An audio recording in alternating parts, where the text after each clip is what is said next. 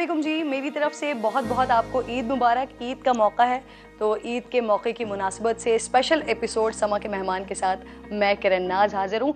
अच्छा जी, हमेशा ये होता है कि नॉर्मल जो मेरा प्रोग्राम होता है उसमें हम पॉलिटिशियंस के साथ होते हैं, उनसे ज़रा सख्त सवालात होते हैं, लेकिन ये हर ईद के मौके पर इस तरह का ख़ास प्रोग्राम लेकर इसीलिए आती हूँ कि वो जो पॉलिटिशियंस हैं जिनके साथ झगड़े भी हो जाते हैं कभी कभी प्रोग्राम के दौरान, तो उनसे ज़रा उनकी पॉलिटिकल लाइफ के अलावा उनकी ज़ाती ज़िंदगी के हवाले से भी बात हो सके, ईद के हवाले से भी बात हो सके। तो आज इसी मुनासिबत से हमने दावत दी है, मदऊ किया है अपने प्रोग्राम में। वज़ीर मनसूबाबंदी जनाब एहसन इकबाल साहब मेरे साथ मौजूद हैं। अस्सलाम वालेकुम सर, ईद मुबारक। जी वालेकुम सलाम, आपको भी और आपके तमाम सुनने वालों को बहुत बहुत ईद मुबारक। खैरियत से हैं आप? जी अल्लाह का शुक्र। कैसी गुजर रही है सर आपकी? हम तो खैरियत से हैं, लेकिन आज बकरों की खैरियत आपने क्या काटे, बकरे या गाय? जी, बकरे भी और गाय भी जी। अच्छा सर, वैसे कैसे कैसे गुजारते हैं आप ईद का सारा दिन? क्या करते हैं, कुर्बानी फिर सारी क्या? देखिए, जो अवामी नुमाइंदे हैं ना, उनकी लाइफ बड़ी टफ होती है, उनकी ज़िंदगी में कोई छुट्टी का दिन नहीं होता, तो लिहाजा ईद का दिन भी, इस ईद के ऊपर तो खैर ज़्यादा लोग कुर्बानी में, आपको पता है कि एक बहुत बड़ी मसरूफियत, बकरा ख़रीदने से बड़ी जो मसरूफियत है वो कसाई तलाश करना है और जेन्युइन और जेन्युइन, चूँकि इस दिन जो है ना, जो बंदा कोई भी काम करता है, जो शायद कंस्ट्रक्शन का काम करता है, वो भी छुरी पकड़ के कसाई बन जाता है। तो अगर अनाड़ी कसाई मिल जाए तो आपकी सारी कुर्बानी का वो फिर सत्यानाश कर देता है। बिल्कुल, और वो फिर वो बोटियां भी अजीबो-गरीब तरीके की डिजाइन की बनकर आ जाती है। लेकिन अल्लाह का शुक्र है, हमारा वो एक पुराने हैं जो हमेशा से आते हैं, तो सबसे पहले वो आगाज़ ही हमारी कुर्बानी से करते हैं, तो इसलिए ज़्यादा दिक्कत नहीं हुई। सर, ये वैसे आपकी मोहब्बत में करते हैं या पता है कि मिनिस्टर साहब हैं और कई दफ़ा मिनिस्ट्री जा चुकी हैं, तो ज़रा देख लें भाई, पहले उन्हीं के पास ही चले जाएं। हमसे मोहब्बत करने वाले ना कुर्सी से नहीं करते हैं, तो वो जब अपोजिशन में थे तब भी उसी मोहब्बत और अकीदत से आके कुर्बानी किया करते थे। तो इसलिए अल्लाह का शुक्र है कि सियासत में जो है ना, आप दुश्मन भी कमाते हैं लेकिन दोस्त भी बुला के मिलते हैं। कभी आप जो बातें करते हैं ना, वो आपके ओपोनेंट्स पे तो छुरियां बड़ी फेरते हैं उनके कलेजे पर, लेकिन आपने कभी खुद किसी जानवर पर कुर्बानी के दिनों में, एक होता है कि घर के जो बड़े होते हैं, सरबरा होते हैं, सरपरस्त होते हैं, तो वो छुरी फेरते हैं, एक सुन्नत को वो करते हैं, तो आप करते हैं इस तरह से? जी, पहले की थी कई दफ़ा, लेकिन अब कुछ सालों से नहीं की, लेकिन की है। अच्छा, एहसन साहब, कभी ऐसा हुआ है कि आप जानवर लेकर आए और वो भाग गया हो? हुआ है, एक दफ़ा हुआ था, तो उसको फिर पकड़ने के लिए काफ़ी जुस्तजू करनी पड़ी और वो जानवर जो है फिर दौड़ लगवाता है पूरी। जी हाँ, बिल्कुल। तो कभी ऐसा हुआ, वैसे ये भी चीज़ें होती है ना कि वो लात भी मार दी, और अब आपको शौक है वैसे कुर्बानी के जानवरों का? ये कि मजहबी त्यौहार भी है और इसमें कुर्बानी देना सुन्नत इब्राहिमी है, तो इसमें यकीनन एक लोगों का मजहबी जज्बा भी होता है। लेकिन मुझे याद है कि जो कुर्बानी के जानवर के साथ फैसिनेशन बचपन में होती थी, और अब भी बच्चों को आप देखिए कितनी होती है, एक बड़ा उसके साथ लगाव हो जाता था। जब बकरा घर में आता था तो आप उसको बहुत संभालते थे, उसको चारा देना एक बड़ी फैसिनेशन होती थी, और 3, 4, 5 दिन जब वो घर में होता था तो वो एक घर का फर्द लगता था। तो जब कुर्बानी के बाद एक उदासी भी होती थी कि वो चला गया। तो मेरा ख्याल है कि ये बड़ों के लिए तो एक रूटीन हो जाती है, लेकिन बच्चों के लिए इसमें बहुत ज़्यादा कुर्बानी का जानवर एक महवर बनता है उनका। कुछ आपने कभी किया ऐसे कोई पाल के जानवर? ऐसा तो नहीं किया, लेकिन मैं समझता हूँ कि कुर्बानी का जानवर का एक अजीब वो ताल्लुक़ होता है, चाहे वो 2 दिन के लिए आए, चाहे वो 5 दिन के लिए, चाहे आपने उसे पाला हो, तो एक उससे उनसियत हो जाती है। तो लिहाजा वो एक बड़ा हिस्सा बन जाता है आपकी लाइफ का और पूरी एक्टिविटी का, और ख़ास तौर पे बच्चों के लिए तो उसमें बहुत दौड़े लगाई हैं सर आपने कभी? दौड़े अब तो जब से सियासत रस्सी छुड़ा के भागा जब से सियासत की दौड़ में आए हैं तो अब तो सियासी दौड़ें ज़्यादा लगती हैं और इस तरफ ज़्यादा वक्त नहीं है, लेकिन यह है कि लोगों को दौड़ें लगाते देखा ज़रूर है। अच्छा, मियाँ साहब के साथ कभी ऐसा हुआ कि बड़ी ईद पे वक्त गुजारा हो? कौन से जानवर की कुर्बानी ज़्यादा पसंद करते हैं, शौक से करते हैं? मेरा ख्याल उनके यहाँ भी बकरों की भी होती है और बड़े जानवर की भी होती है, और नवाज शरीफ साहब की एक उनका पूरा घराना काफ़ी मजहबी तौर पे भी इन तमाम रसूमात को बिल्कुल जो हमारे मशरकी ज़वाबित हैं, और वो टिपिकल उनकी स्ट्रेंथ ही है कि वो एक बड़ा टिपिकल पाकिस्तानी रवायात का ख़ानदान है। तो वो इन सारी चीज़ों को जैसे हम सब बहुत एहतराम के साथ और बड़े खशू व खुजू के साथ ये रवायात को बनाते हैं, तो वो भी इसको इसी तरह सेलिब्रेट करते हैं। सर, आप मियाँ साहब की तरह ही वो निहारी और सिरी पाए पसंद करते हैं या आप खाने में कुछ और? वैसे मियाँ साहब की ना ये वजह शोहरत बन गई है। अच्छा। मैंने कई उनको ज़ोहरानों पे जहाँ पे लोगों ने उनके एजाज में ये सोच के कि वो बहुत निहारी और सिरी पाए खाएंगे और सिरी पाए खाते हैं, वो उन्होंने हाथ भी नहीं लगाया। वो कहते, और वो फिर कहते हैं कि ये ऐसे ही लोगों ने बात बना दी है, मैं तो इतना नहीं खाता। वैसे वो एक आगे वो मियाँ जी की दाल मशहूर है, वो भी तो मियाँ साहब बड़े शौक से खाते हैं। जी जी, वो यकीनन उनके यहाँ जो दस्तरखान है, मैं समझता हूँ कि नवाज शरीफ साहब की एक बहुत बड़ी खूबी है कि आप अगर कभी उनकी मेज़बानी में जाएं तो मैंने कभी इतना मेज़बान और इतनी तवाज़े करने वाला कोई दस्तरखान और कोई शख्स नहीं देखा जितना अल्लाह ताला ने उन्हें बड़ा दिल दिया है। पैसा होना आपका दिल बड़ा नहीं करता, और उनके पास ये खूबी है कि वो वाकई आपकी ऐसे तवाज़ो करते हैं कि आप उससे टच हुए बगैर नहीं रह सकते। सर, सुनने में ये बात बड़ी अच्छी लग रही है, लेकिन मैं ऐसा कर नहीं सकती क्योंकि आपको पता है कोई सहाफ़ी पहुंच जाए तो फिर वो ट्रोलिंग उसकी शुरू हो जाती है। अच्छा, मुझे बताइए, कभी खुद कुछ बनाकर आप खाते हैं या फैमिली को खिलाते हैं? जी, अभी तो इतना वक्त नहीं मिलता, लेकिन जब मैं सियासत में इतना एक्टिव नहीं था तो कुछ ना कुछ ज़रूर शौक़ से बनाता था, और मुझे नाश्ता बनाने का बहुत शौक़ था। तो मैं फ्रेंच टोस्ट बहुत अच्छा बना लिया करता था, अंडा भी बहुत अच्छा, ऑमलेट बहुत अच्छा बना लेता था, और शौकीनी में अक्सर मैं सुबह का नाश्ता खुद ही अपना तैयार कर लेता था। लेकिन अब तो अक्सर ये होता है कि सुबह दौड़ ऐसी होती है कि नाश्ता भी छूट जाता है, तो वो हाथ में ही कोई पॉरेज की प्लेट गाड़ी में लेके बैठते हैं तो दफ्तर तक वो ख़त्म हो चुका होता है। सर, आजकल वैसे चाय कितनी पी रहे हैं आप? देखिए, बड़ा आपने मज़ेदार सवाल कर दिया। मैंने जो चाय की बात की थी जिस पे इतनी ट्रोलिंग हुई, मैंने सिर्फ ये बात की थी कि पाकिस्तान जो कि एक ज़राई मुल्क है, हम ज़राअत के अंदर इतनी चीज़ों को अब दरामद कर रहे हैं जबकि खुद कफ़ील होते थे। 2018 में जब हमने हुकूमत छोड़ी तो गंदम हम एक्सपोर्ट करते थे, चीनी हम एक्सपोर्ट करते थे, कपास में खुद कफ़ील थे। अब जब हम आए हैं तो मुल्क इस तरह घिरा हुआ है हर तरफ मसाइल में कि आप देखिए, गंदम 3 मिलियन टन हम इंपोर्ट कर रहे हैं, कपास हम इंपोर्ट कर रहे हैं, चीनी हम इंपोर्ट कर रहे हैं, उसके ऊपर खुर्दनी तेल जो है वो तकरीबन $4 अरब से ज़्यादा हम इंपोर्ट करते हैं, $4.5 अरब का।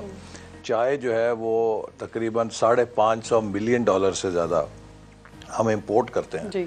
तो मैंने सिर्फ ये कहा था कि जब इतना ज़र मुबादला का हम पे दबाव है और हम लग्जरी आइटम्स को भी बैन किया हुआ है, तो हमें कोशिश करनी चाहिए कि हर वो चीज़ जो हम इंपोर्ट करते हैं उसकी कंजम्पशन कम करें, और अगर कोई 5 चाय की प्यालियाँ पीता है वो 4 कर दे, 4 वाला 3 कर दे। लेकिन हमारे यहाँ प्रॉब्लम ये हुआ है कि PTI ने एक नई रस्म डाल दी है, हर चीज़ को ट्रोलिंग करो, और उससे फिर जो बात अकल की भी है और जो मुल्क के मफाद की भी है वो भी एक मजाक आप बना दें। आपने इसे एक इस्तिआरे के तौर पर इस्तेमाल किया था, एक मिसाल के जी, मैंने एक मिसाल के तौर पे कि हमें अपने मुल्क के ज़र मुबादला को बचाना चाहिए, क्योंकि इस वक्त हम एक क्राइसिस के अंदर हैं। तो जो भी ऐसी अशिया हैं जो हम इंपोर्ट करते हैं, अगर हम उनकी कंजम्पशन कम करेंगे तो हमें इस बहरान से निकलने में मदद मिलेगी। अच्छा, तो आपने इस ट्रोलिंग को, वैसे आपकी बात से मुझे लग नहीं रहा कि आपने एंजॉय किया होगा, लेकिन फिर भी मैं पूछूं कि आप बुरा मनाया आपने, या कुछ आपको मीम्स देख के ऐसी लगी कि मजे किए गए, एंजॉय किया या नहीं? खान अब्दुल कयूम खान साहब हमारे एक बड़े सीनियर सियासतदान होते थे,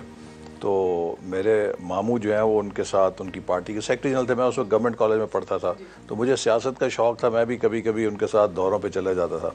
तो मुझे याद है कि उन्होंने एक दफ़ा कहा कि देखिए, सियासत ऐसी चीज़ है कि इसमें जिंदाबाद भी ठीक है, इसमें मुर्दाबाद भी ठीक है। उस वक्त से डरें कि जब ना कोई जिंदाबाद करे ना कोई मुर्दाबाद करे।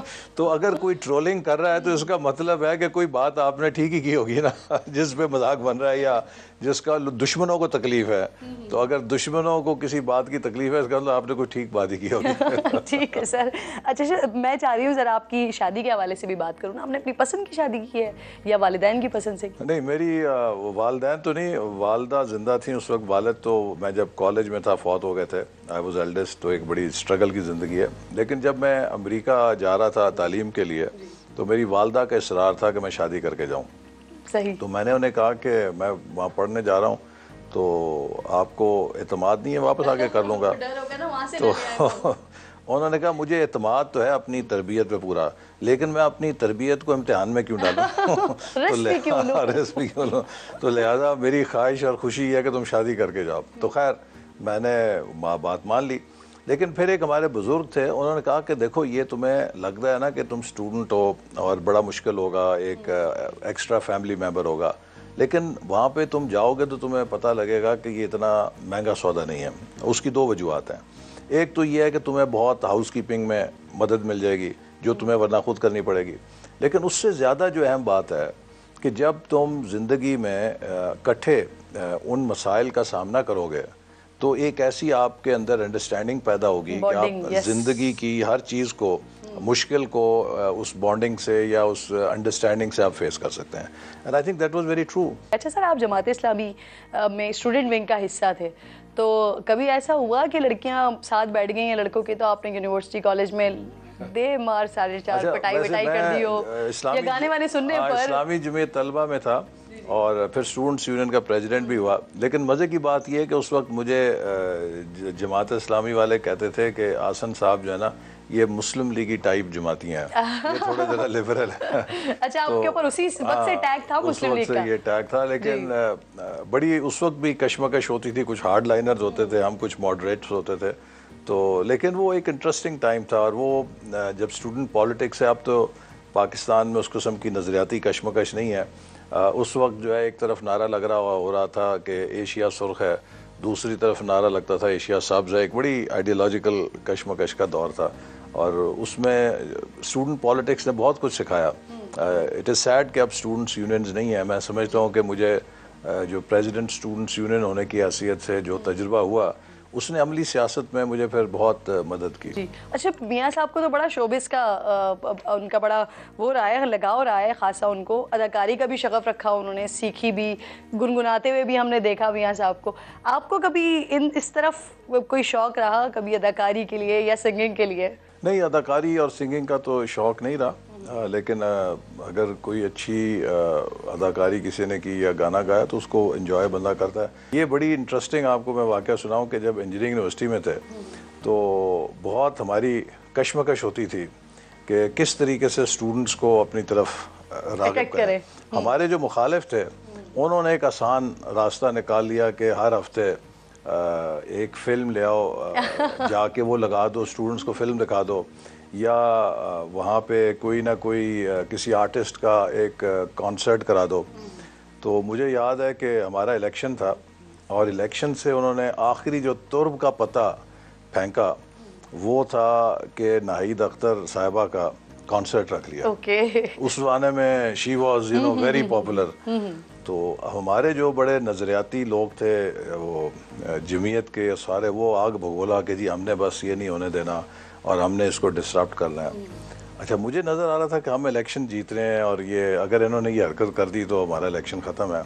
तो वो बड़ी खैर उनको परसुएशन करनी पड़ी। मैंने कहा कि देखें, आप एक चीज़ ऐसी करने जा रहे हैं कि जिसके बाद अगला इलेक्शन भी आप हारेंगे और सारा साल ये सब कुछ अगर आपको इस पे एतराज़ है तो ये होगा। बिल्कुल। तो अगर आप आज ज़रा मेहरबानी करके जिस वक्त वो हो रहा होगा यूनिवर्सिटी छोड़ के चले जाएं ताकि आपके इल्म में नहीं है कि ये कुछ हो रहा है और हम इलेक्शन जीत जाएंगे तो हम इन चीज़ों को वैसे ही बंद कर देंगे तो इसकी बुनियाद ख़त्म हो जाएगी।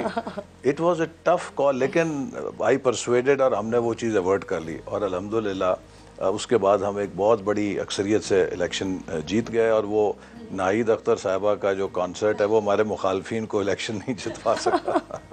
आपने प्लानिंग बड़ी अच्छी की, इसी वजह से शायद आपके पास प्लानिंग की मिनिस्ट्री है। प्लानिंग बड़ी अच्छी करते हैं आप फ्यूचर के लिए। अच्छा सर, हर इंसान की कोई ना कोई पसंद तो होती है ना, कोई पसंद आ जाता है, ज़्यादा पसंद आ जाता है। कोई मूवी वगैरह देखी वैसे आपने? ये टाइम उसके लिए भी नहीं मिलता? थोड़ा बहुत मिलता है, लेकिन कभी कभार ऑफ एंड ऑन मैं देख लेता हूँ। शौक है फिल्म का शौक है, लेकिन यकीन करें सुबह निकलते हैं 9 बजे और रात को 11 बजे 12 बजे दफ्तर से आके इतनी हिम्मत नहीं रहती, बल्कि कई दफ़ा बड़ी जबर के बाद थोड़ी वॉक करनी पड़ती है जो बड़ी ज़रूरी है और उसका भी फिर नाका हो जाता है। तो ये पॉलिटिक्स का ना जो सबसे बड़ा नुकसान है वो ये है कि आपके लाइफस्टाइल सेट पैटर्न में नहीं होता। ये इतना वोलेटाइल होता है इसमें ट्रैवलिंग है, इसमें मसरूफियात हंगामी इस तरह हैं कि आपको ये एक, जिस तरह एक शख्स जॉब करता है या एक बंदा अपना कारोबार करता है, उसे पता है कि ये टाइम मेरा है, ये टाइम मेरे कारोबार का है। हमारा 24/7 टाइम जो है ना वो पब्लिक की प्रॉपर्टी है तो आप इसमें शेड्यूल नहीं बना सकते, बहुत मुश्किल होता है। सर, जिस तरह की सियासत हो रही है आजकल, आपने कभी जहन में ख्याल आया कि रिटायरमेंट ले लूं? देखिए, मेरा ख्याल है कि ये डिपेंड करता है कि आपके पेश नज़र क्या है। मैं जब पॉलिटिक्स में आया था ना, मैं एक कमिटमेंट और एक नज़रिए के साथ आया था। मैं आपको ये भी इंटरेस्टिंग कहानी सुनाऊं कि मैंने अल्हम्दुलिल्लाह अल्लाह ताला ने मुझे मौका दिया कि cadet college, PF college Sargodha से मैट्रिक किया, गवर्नमेंट कॉलेज लाहौर से मैंने एफएससी की, फिर इंजीनियरिंग यूनिवर्सिटी से मैंने इंजीनियरिंग की और फिर वहाँ प्रेसिडेंट बना यूनियन का। तो एक मेरे अंदर ये बड़ी अर्ज थी कि जो एजुकेशन है ना, उसके लिए एक अच्छे इदारे में जाना चाहिए, क्योंकि आई पर्सनली सॉ कि अच्छे इदारा का कितना आपके ऊपर असर पड़ता है। लिहाजा जब इंजीनियरिंग यूनिवर्सिटी यूनियन का एक बहुत ही शानदार लीडरशिप एक्सपीरियंस हुआ, ये वो दौर था कि जब मुल्क के अंदर मार्शल था और कोई सियासत नहीं थी, तो स्टूडेंट्स यूनियन वाहिद इलेक्टेड ऑफिसर्स होते थे, तो इनकी बड़ी पावर भी थी। तो लेकिन हमने उस पावर को बड़ा मुस्बत तरीके से इस्तेमाल किया। मैं आपको एक दो मिसालें देता हूँ। जिस ज़माने में ये अल-जुल्फ़िकार ने जहाज़ हाईजैक किया तो हुकूमत ने तमाम यूनिवर्सिटियाँ बंद कर दी। हमने इलेक्शन जीता था इस प्लेटफॉर्म पे कि हम अपना एकेडमिक सेशन 1 साल में मुकम्मल करेंगे, चूँकि उससे पहले कई सालों से एकेडमिक सेशन जो है ना वो लेट चल रहा था। अब जब ये फैसला हुआ कि यूनिवर्सिटी बंद होगी गैर मुअय्यना मुद्दत के लिए, हमने कहा हम तो उस वादे से पीछे हट जाएंगे। तो उस वक्त गवर्नर थे जिलानी साहब, जनरल जिलानी, और कमिश्नर एक होते थे उमर सलीम आफरीदी साहब। तो मैंने उन्हें मैसेज किया, मैंने कहा कि देखिए अगर आपने हमारी यूनिवर्सिटी बंद की ना तो फिर हम एजिटेशन करेंगे, क्योंकि हम इस पर कमिटेड हैं। लेकिन अगर आपको ये ख़तरा है कि हमारी यूनिवर्सिटी से कोई एजिटेशन होगी, तो एज स्टूडेंट्स यूनियन प्रेसिडेंट मैं आपको गारंटी करता हूँ कि ये हम नहीं होने देंगे। तो अब उन्होंने कहा कि देखें ये एक पॉलिसी है, सबके लिए है, तो इसमें हम कैसे एक्सेप्शन कर सकते हैं। मैंने कहा मैं आपको ये कह रहा हूँ कि अगर आप हमें बंद करेंगे तो इस बात की मैं आपको ज़मानत देता हूँ कि मैं खुद लीड करूँगा डेमॉन्स्ट्रेशन। तो अगर आप अमन चाहते हैं तो हमारी यूनिवर्सिटी खुली रहने दें। खैर वो इस बात से मुतासर हुए तो मुझे ले गए गवर्नर जिलानी के पास। उन्होंने कहा जी कि let's give this young man a chance, और ये कहते हैं कि मैं यूनिवर्सिटी में हंगामा नहीं होने दूंगा, आप हमारी यूनिवर्सिटी न बंद करें। आप यकीन कीजिए पूरे पंजाब की यूनिवर्सिटियाँ बंद थीं, हमारी इंजीनियरिंग यूनिवर्सिटी कई हफ्ते खुली रही और हमने अपना नुकसान होने से बचा लिया। अब मुझे ये बताइए, जो मनसूबाबंदी की वजारत है, वैसे जितनी बातें मैं भी आपकी सुन रही हूँ तो आपकी लाइफ में हर चीज़ एक प्लानिंग के तहत हुई है। तो ये जो ये वजारत है, ये भी आपके पास आपका शौक है, आपको सूट करती है, या ये किस्मत से आपको मिल जाती है? नहीं, मेरी ये पसंद से हमेशा मैंने बाई चॉइस ली है, इसलिए कि देखिए मैं खुद को एक प्रोफेशनल सियासतदान नहीं समझता। मैं समझता हूँ कि I am a professional in politics. तो जब आप एक प्रोफेशनल की हैसियत में सियासत में आए हैं तो आपको अपनी कंट्रीब्यूशन भी उसी शोबे में करनी चाहिए जहाँ आप ज़्यादा रेलेवेंट हैं। और मुझे खुशी है कि अल्हम्दुलिल्लाह हमने जो पाकिस्तान के अंदर हमारी हुकूमत ने काम किया उसमें प्लानिंग मिनिस्ट्री के ज़रिए मैंने उसको सपोर्ट किया, और पहले विजन 2010 के तहत हमने काफ़ी अच्छे काम किए। ये जो हायर एजुकेशन कमीशन में आज आपको PhD नज़र आते हैं मुल्क के अंदर, और हायर एजुकेशन में इतनी बड़ी बुनियाद रखी गई, ये सब हमने विजन 2010 के तहत उस वक्त शुरू किया था। सर, ये आजकल ऑडियोज़ का और वीडियोज़ का सिलसिला बड़ा चल निकला है, एक बड़ा खासा बन गया है पाकिस्तान की सियासत का। कोई डर वर लगता है आपको कि कहीं कभी कोई आपकी भी कोई ऑडियो वीडियो कोई लीक ना हो जाए? देखिए, अगर कोई आपकी ऐसी चीज़ है जो आपने गलत की है तो उससे तो आपको खौफजदा होना चाहिए, लेकिन अगर आपने कोई गलत काम नहीं किया, मैं तो नैब को भी ये कहता था, मैं कहता था भी तुम्हारे पास दुनिया की सारी वसाइल हैं, पूरे मुल्क की इंतज़ामिया है, मुझसे जहाँ साइन कराना है तहकीकात के लिए करा लो। मेरी एक शर्त है कि तुम साबित करो कि 1993 में जब मैं MNA बना था, आज 2019-20 में मेरे असासे उससे ज़्यादा बड़े हैं। फिर मैंने उन्हें एक दफ़ा नहीं 20 दफ़ा कहा कि मैंने 3200 अरब रुपए के डेवलपमेंट फंड्स जारी किए हैं, इनमें से 32 पैसे साबित कर दो कि मैंने ज़ाती फ़ायदा लिया। 29 बिलियन डॉलर के CPEC के मंसूबे मेरी निगरानी में चले हैं, तो मैं कहा 29 सेंट उसमें साबित कर दो कि मैंने ज़ाती फ़ायदा उठाया, मैं तुम्हारा नहीं पूरी कौम का मुजरिम हूँगा। लेकिन ये तो था ना किरदार कुशी के लिए आप किसी। अब मैं आपको एक मिसाल देता हूँ, मेरे खिलाफ जो इमरान खान साहब के बड़े स्टार बैट्समैन थे, उन्होंने कई दफ़ा प्रेस कॉन्फ्रेंस की कि जी मुल्तान सक्खर मोटरवे में 70 अरब रुपए का कमीशन जो है वो मिनिस्टर प्लानिंग ने ले लिया। उस अल्लाह के बंदे को ये नहीं पता था कि मुल्तान सक्खर मोटरवे जो सीपैक का मंसूबा है, उसकी पेमेंट चाइना ने बराह रास्त अपने कॉन्ट्रैक्टर को की है, हुकूमत पाकिस्तान के ज़रिए से होके नहीं गई। अच्छा, अब अगर मुझे 70 अरब रिश्वत दी है किसी ने, तो या चीन की हुकूमत ने दी होगी या उस कंपनी ने दी होगी जो चाइना की स्टेट कंपनी है जी। तो वो भी बिलवास्ता चीन की हुकूमत पे इल्ज़ाम है। इस किस्म के भोंडे इल्ज़ामों की वजह से चीन भी नाराज़ होकर पीछे हट गया और 4 सालों में $1 पाकिस्तान में नहीं लग सका। तो ये इमरान खान साहब जो आज सड़कों पे फिर रहे हैं, मेरा ये ईमान है कि ये उस झूठ और बहतान की सज़ा है जो इन्होंने लोगों की किरदार कुशी की है। एक छोटा सा ब्रेक ले रही हूँ, ब्रेक के बाद वापस आते हैं। सर इकबाल साहब साथ मौजूद है, मज़े की बातें हो रही हैं उनसे।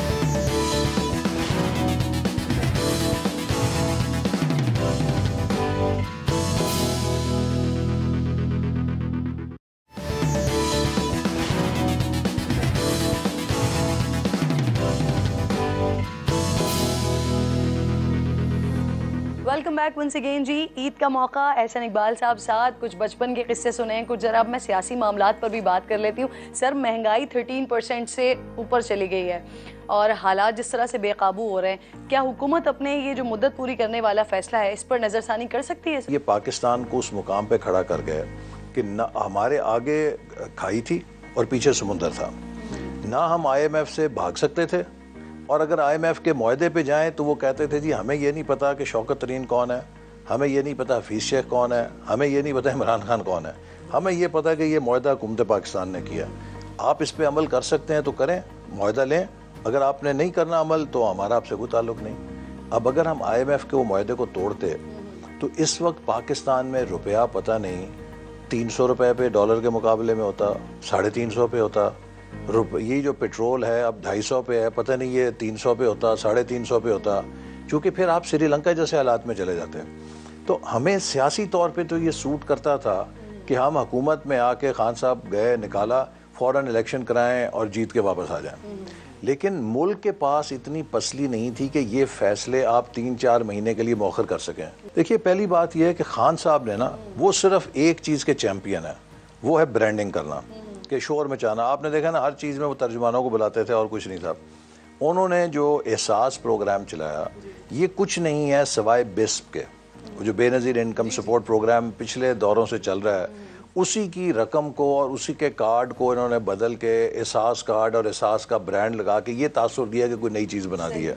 अच्छा, इसी तरह जो सेहत कार्ड है, ये कुछ भी नहीं था जो पहले से prime ministers health insurance scheme चल रही थी, नवाज शरीफ साहब ने इसका 2014-15 में इफ्तिताह किया, ही चल रही थी, उसको एक इतना बड़ा पैकेज करके रीब्रांड ऐसे किया कि जैसे पता नहीं कोई नई उनको इजाद आई है। तीसरे नंबर पे आप देख लीजिए कि जो कामयाब जवान लोन स्कीम है, ये भी वही prime ministers youth loan scheme थी जो पहले से चल रही थी, उसका नाम बदल दिया, उसके कार्ड बदल दिए, रंग PTI के लगा दिए और एक ब्रांडिंग कर दी। तो खान साहब ने कोई एक नया ऐसा काम नहीं किया जो उनसे मंसूब हो। सर, ख्वाजा आसिफ साहब एतराफ़ कर चुके हैं कि बिफ्ता इस्माइल साहब को पार्टी के अंदर से भी तनकीद का सामना करना पड़ रहा है, तो सर क्या मियाँ साहब खुश नहीं है इस वजह से? नहीं, देखिए, जो भी सख्त फैसले लेगा जी वो पॉपुलर फैसले नहीं होते, और जो मुआलिज है, जो डॉक्टर है, जो आपको मैं मिसाल दूंगा कि जिस बंदे को फालिज होता है उसका इलाज होता है फिजियोथेरेपी में, और फिजियोथेरेपिस्ट जब उसे फिजियोथेरेपी कराता है ना, तो वो फिजियोथेरेपिस्ट को बड़ी गालियां देता है क्योंकि उसको एक तकलीफ से गुजरना पड़ रहा होता है, लेकिन वो तकलीफ ही उसका इलाज है, उसके बगैर वो हमेशा के लिए जो है माजूर ही रहेगा। तो मिफ्ता साहब सही इलाज कर रहे हैं, तो इसलिए वो मिफ्ता साहब वही कुछ कर रहे हैं। स्पेशल सर्जन इसहाक डॉक्टर साहब, देखिए मिफ्ता साहब वही बातें कर रहे हैं जो इस वक्त हमारी मजबूरी है कि खसारा है तो आप सब्सिडी नहीं दे सकते, और IMF के साथ जो खान साहब मुआहदा करके गए हैं हम उसके पाबंद हैं। अगर आपने उस IMF की फाइनेंसिंग को एक्सेस करना है तो उस मुआहदे पे अमल करना पड़ेगा। सख्त फैसलों से जी, मियाँ साहब की हमें देखिए कोई भी फैसला जो है हम मियाँ साहब की मंजूरी के बगैर नहीं करते, और मियाँ साहब को भी एहसास है कि पाकिस्तान की इस वक्त क्या सूरत हाल है, और देखिए मियाँ साहब से ज़्यादा पाकिस्तान के अवाम को एहसास है। सर नवंबर में क्या हो रहा है? कोई तैनाती हो रही है या एक्सटेंशन की उम्मीद है अभी भी? अभी मेरा ख्याल है ये, मैं समझता हूँ कि जो हमारे सिक्योरिटी के और ख़ास तौर पे फ़ौज के मामलात हैं उन्हें हमें मीडिया में डिस्कस नहीं करना चाहिए। खालिसतन एक प्रोफेशनल मामला है between prime minister and the institution. तो जब वक्त आएगा प्राइम मिनिस्टर उस पर फैसला करेंगे। सर, आपके अहम इत्तेहादी असलम भूटानी साहब अभी पिछले दिनों उन्होंने कौमी असम्बली में कहा कि शहबाज शरीफ साहब, जरदारी साहब, वो उनसे भी कहो तो फंड्स नहीं मिलते, फिर कहीं खास कोई फ़ोन कॉल करवानी पड़ती है तब कहीं जाके नहीं, उन्होंने वजाती बयान दे दिया है कि मेरी शिकायत जो है वो शहबाज शरीफ साहब ने दूर कर दी। असल में उनको कुछ मिसअंडरस्टैंडिंग हुई थी। फिर भी आप ऐसे वजीर हैं कि आपको भी फोन कॉल्स आए और फिर आपको काम करना पड़ा? हमें कोई फ़ोन कॉल नहीं करता। अच्छा। और मुझे सिर्फ शहबाज शरीफ साहब की फ़ोन कॉल आती है जो मेरे वजीर आज़म है। तो और ये एक बड़ी अच्छी बात है कि हमारे इदारे जो हैं अगर वो न्यूट्रल हो गए हैं और वो सियासत में दखल अंदाजी नहीं कर रहे तो हम इसका खैर मकदम करना चाहिए हम सबको, क्योंकि हमारी हमेशा से सबकी यही ख्वाहिश थी और मुतालबा था कि हमारे कौमी इदारे कौमी तशख़्ख़ुस के साथ अपना काम करें और सियासत जो है वो सियासी जमातें करें। कैटेगोरिकली कह रहे हैं कि आपको कोई फ़ोन कॉल नहीं आई? नहीं, कोई कॉल नहीं। अच्छा सर, पिछले कुछ महीने से ये मुबैना ऑडियोज़ बड़ी रिलीज़ हो रही हैं, हुकूमत क्या कर रही है सर? क्या पता लगा पा रही है कि कौन शख्स हैं, कौन लोग हैं ये जो ऑडियोज़ रिलीज़ कर रहे हैं? इनफैक्ट सुप्रीम कोर्ट ने बड़ी सख्त हिदायत हैं, सख्त अहकामात मौजूद हैं इन फ़ोन कॉल्स को टैप करने के हवाले से। ये देखिए, हमने तो ये कहा है कि जिन लोगों के से मंसूब हैं वो शिकायत करें FIA को और FIA उसकी तहकीकात करेगा कि उसका फॉरेंसिक ऑडिट भी हम कराएंगे कि वो कहीं जालसाजी है या असली है। मेरा ख्याल है वो इस बात से डरते हैं कि ये असली ना साबित हो जाए। सर, ज़िमनी इलेक्शन की तरह अगला जनरल इलेक्शन भी इत्तेहादी जमातों के साथ मिलकर आप लोग देखिए, हम समझते हैं कि पाकिस्तान के जो मारूजी हालात हैं इसमें एक ब्रॉड बेस्ड गवर्नेंस के अलावा कोई भी मुल्क को ठीक नहीं कर सकता। इस इत्तेहादी हुकूमत की सबसे बड़ी एडवांटेज ये है कि पाकिस्तान की हर सूबे की नुमाइंदगी इसके अंदर है। पाकिस्तान की तमाम डेमोक्रेटिक पार्टीज़ जो इंडिजिनस हैं, जो मुकामी जिनकी जड़ें हैं, वो इस हुकूमत के अंदर शामिल हैं। लिहाजा यही वजह है कि हम बहुत सख्त फ़ैसले भी और जो बहुत कठिन फ़ैसले हैं वो भी एक उस तायद के बिना पे करने में कामयाब हुए हैं। और आइंदा भी अगर हमने मुल्क को मुस्तहकम करना है तो इस मुल्क को हम कंसेंसस के रास्ते से ही आगे लेके जा सकते हैं। और जैसे वज़ीर आज़म साहब अक्सर कहते हैं कि एक चार्टर ऑफ इकॉनमी की ज़रूरत है।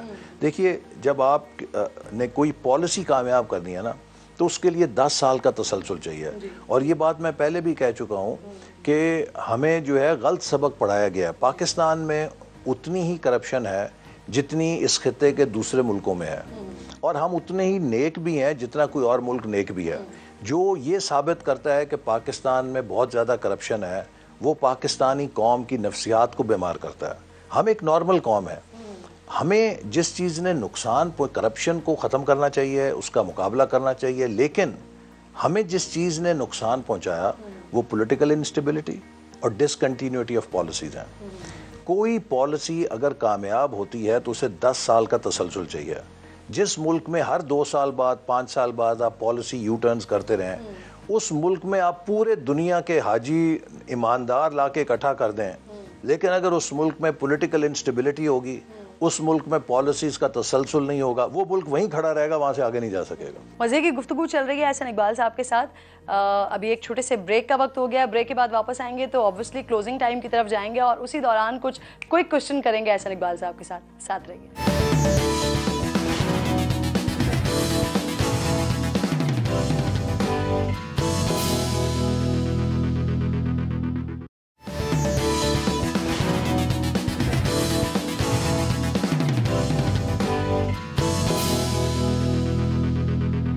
वेलकम बैक वंस अगेन जी। सर, बड़ा मज़ा आ रहा है आपसे गुफ्तगू करते हुए। जो सियासत के शौकीन लोग हैं ना वो तो अभी बड़े गौर से आपको सुन रहे होंगे, लेकिन जो बाकी ईद वाले लोग हैं तो वो सोच रहे होंगे कहाँ गई ईद। तो बस अब हम बिल्कुल आखिरी सेगमेंट की तरफ हैं, वक्त बिल्कुल ख़त्म हो रहा है। तो मैं चाह रही हूँ कि ज़रा कुछ मज़ेदार से गेम्स हो जाएँ आपके साथ, फिर हम लोगों से इजाज़त लेंगे। सर, मैं आपको एक लाइन कहूँगी, आपने किसी के साथ उसे मंसूब करना है। वो शेर है नवाज शरीफ। सबसे बड़ा चोर है। सबसे बड़ा चोर है जो डाकू है। सबसे बड़ा झूठा। सबसे बड़ा झूठा तो अपने खान साहब ही हैं। ओके। सबसे अच्छा ड्रेसिंग सेंस। ड्रेसिंग सेंस सबसे अच्छा मेरा ख्याल है शहबाज शरीफ साहब में बड़ा अच्छा ड्रेसिंग सेंस है। सही। खूबसूरत आंखें? खूबसूरत आंखें, ये मैं अगर कहूँगा तो फिर लड़ाई हो जाएगी। ओके क्योंकि ये आप क्या किसी खातून के लिए कहने वाले हैं? ये किसी के लिए भी कह सकते हैं। ठीक। अच्छा, मासूम सियासतदान कौन है इस वक्त मासूम आपकी नजर में? मेरा ख्याल है कि हर वो शख्स के जो नाकर्दा गुनाहों की सज़ा भुगती है जिसने, वो मासूम है। कि देखिए यार, ख़ास तौर पे मुस्लिम लीग नून की जितनी क़यादत है, हम सब ने जेलें काटी और ये लोगों को एहसास नहीं होता कि वो एक शख्स जेल नहीं काटता, उसका पूरा ख़ानदान जेल काटता है। उसके बच्चे जो हैं जिस टॉर्चर से वो गुजरते हैं वो किसी को अंदाज़ा नहीं होता। और उसके बाद आप 2-2 साल, 1.5 साल अदालतों से बरी हो जाते हैं, लेकिन कोई आपके वो साल और 1.5 साल जो फैमिली से आपके जुदा काटे होते हैं, जो आपकी किरदार कुशी की गई होती है, जो आपके बच्चों ने सोशल प्रेशर्स का सामना किया होता है, उसके लिए तो कोई आपके साथ कोई कॉम्पनसेशन नहीं देता। तो मेरा ख्याल है कि ये सब लोग जो इस इंतकामी सियासत का निशाना बने हैं, ये बहुत मासूम है। सर, न्यूट्रल हमारे कौमी इदारे, अदलिया को न्यूट्रल होना चाहिए, फौज को न्यूट्रल होना चाहिए, ये आइन में उनका किरदार है और अगर वो न्यूट्रल है हम उसकी कदर करते हैं। सर, IMF तो इस वक्त मेरा ख्याल है पाकिस्तान के लिए बहुत एक सख्त किरदार अदा कर रहा है, लेकिन IMF ने जो हमारे साथ इस वक्त शिकंजा लगाया हुआ है, उसने इमरान खान साहब की जो कॉन्स्पिरेसी थ्योरी है उसको पाश पाश कर दिया। मंसूब किससे करेंगे IMF को? मिफ्ता इस्माइल से? IMF से मंसूब तो खान साहब को ही करेंगे, जो खान साहब मुआहदा करके गए हैं वही भुगत रहे हैं। सर, अब ये मुझे बताइएगा, अगर इनमें से किसी एक के साथ आपको डिनर करना हो तो किसके साथ करेंगे? ऑप्शंस आपके पास फिरदौस आशिक अवान साहिबा के तौर पर हैं, मौलाना फजलुर रहमान साहब के तौर पर है और हिना रब्बानी खैर साहिबा के तौर पर। नहीं, मैं सबके साथ डिनर कर सकता हूं। एक दिन रखेंगे, ठीक। अच्छा, फर्ज करें सर, अगर किसी इशू पर शहबाज शरीफ साहब वो कहें आपसे कि प्रेस कॉन्फ्रेंस करनी है और मरियम साहिबा कहें कि नहीं करनी है, क्या करेंगे? नहीं, कभी उनमें ऐसा इख्तलाफ नहीं हुआ। मैं तो आपको एक सपोज सिचुएशन दे रही हूँ। नहीं, मैं ऐसी चीज़, मैं कोशिश करूंगा कि दोनों को आमादा कर लूँ एक बात पे कि ये करनी चाहिए या नहीं करनी है। नहीं, या इस बात पे आमादा कर लूँगा नहीं करनी चाहिए, या इस पे कर लेंगे कि करनी चाहिए। बेगम आपको जब कहें उसी वक्त ही शॉपिंग करवा देते हैं या वेट करते हैं कि सेल वेल लग जाए? एक कामयाब मशरकी मर्द वही है जो घर के अंदर ताबेदारी करे। Good sir. ये बताइए, शायरी किसकी पसंद है आपको? शायरी देखिए, इसमें मैं अल्लामा इकबाल को समझता हूँ कि बहुत उनकी पावरफुल शायरी है, लेकिन उनसे अलावा जो है गालिब की बहुत अच्छी शायरी है, फिर फैज़ अहमद फैज़ की हमारे दौर में। और ये एक बड़ा अलमिया है कि फैज़ के वो शेर कि जो उन्होंने एक जिद्दोजहद के कहीं शुरू में 60s में लिखे या 50s में लिखे, वो 80s में भी रेलेवेंट रहे, 90s में भी रहे, हर दौर में रहे। हबीब जालिब जो लिख गए वो हर दफ़ा हम उन्हीं शेरों को दोहराते हैं, वो उतने रेलेवेंट होते हैं कि शायद आज के दौर के लिए लिखे गए हैं। तो मेरा ख्याल है कि अब हमें पाकिस्तान को एक डगर पे चलाना चाहिए ताकि ये जो कशमकश की शायरी है ये पीछे रहे और हम आगे एक मुस्बत शाहराह पे चलें। अच्छा, अब मैं चाह रही हूँ कि आखिर में जरा कुछ गुनगुना दें आप, या कोई अच्छा सा शेर सुना दें। मैंने अगर गुनगुनाया ना तो आपका प्रोग्राम की रेटिंग ड्रॉप हो जाएगी। शेर इकबाल का मैं सुना देता हूँ, उसे मैं समझता हूँ कि वो एक हम सब के लिए बड़ा इम्पोर्टेंट है। इकबाल, अच्छा ये मज़े की बात है कि मुझे किसी ने, जब मैं इंटीरियर मिनिस्टर था ना, तो वो फाइल पुटअप की कि इकबाल डे पे छुट्टी होनी चाहिए, तो मैंने उस नोट के ऊपर ये शेर लिख के उस प्रपोजल को रिजेक्ट कर दिया। इकबाल ने कहा कि मुयस्सर आती है फुर्सत फ़कत ग़ुलामों को, नहीं है बंदा हुर के लिए जहाँ में फ़राग़। Thank you so much. मैंने आपकी पूरी रूटीन देखी, आपका बहुत टफ और बिजी शेड्यूल है, उसमें से आपने निकाल के मुझे टाइम दिया, मैं उसके लिए बहुत शुक्रगुजार हूँ। यकीनन मेरे नाज़रीन को भी बहुत पसंद आया होगा। एक बार फिर आपको भी ईद मुबारक, आप तमाम लोगों को भी ईद मुबारक। खाइए, खूब इंजॉय करें ईद को, लेकिन ज़रा एतदाल के साथ और एहतियात के साथ। इंशाल्लाह कल आपसे मुलाकात होगी। अपना ख्याल रखिए। अल्लाह ने के बाद।